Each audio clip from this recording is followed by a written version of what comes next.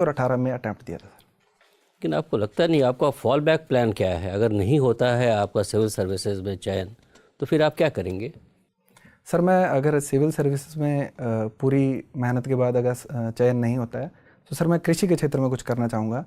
जैसे मैं किसानों के लिए कुछ एनजीओ खोलना चाहूँगा, या फिर अगर सरकार कोई लोन देती है तो मैं एक जो इंस्ट्रूमेंट है उसका पूल बैंकिंग खोलना चाहूँगा सर।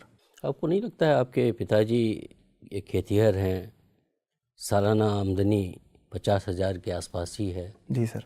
तो आपका ये कर्तव्य बनता था कि फाइनेंशियली आप फादर को सपोर्ट करें। आप बड़े हो गए हैं और इस मृग मरीचिका में आप पड़े हुए हैं, सिविल सर्विसेज नहीं हुआ तो? सर वैसे मुझे खुद पर इतना विश्वास तो है कि सर मैं अगर इस प्रयास में नहीं होता है तो मैं दो अगले प्रयासों में इसको कर लूँगा।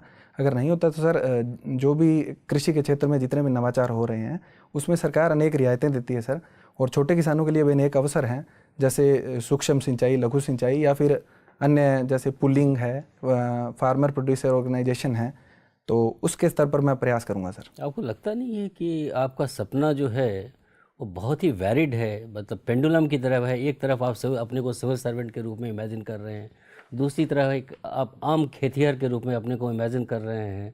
ये कैसे आप सामंजस्य रखते हैं इस दो प्रोफेशन में? सर सामंजस्य ये है कि जो सिविल सेवा है वो अत्यंत विविधता वाली सेवा है, तो इसमें सर किसानों का कल्याण भी शामिल है।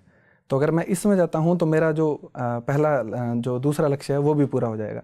और अगर सिविल सर्विस में जाने का मौका नहीं मिलता है तो सर दूसरे बैकअप प्लान के रूप में मैं ये करना चाहूँ। सिविल सर्विसेज की क्या विशेषताएं हैं जिन्होंने आपको आकर्षित किया?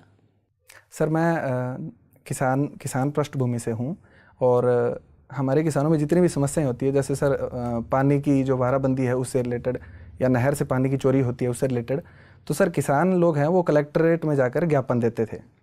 तो इस कारण से मेरा आकर्षण इस सेवा में हुआ, लेकिन बाद में इसके बारे में मैंने और पढ़ा, इसके कार्यों के बारे में, विविधता के बारे में, इसके वेतन भत्तों के बारे में, तो सर मेरा आकर्षण स्वाभाविक था, और उसके बाद में मैंने सर इसके लिए तैयारी चालू की।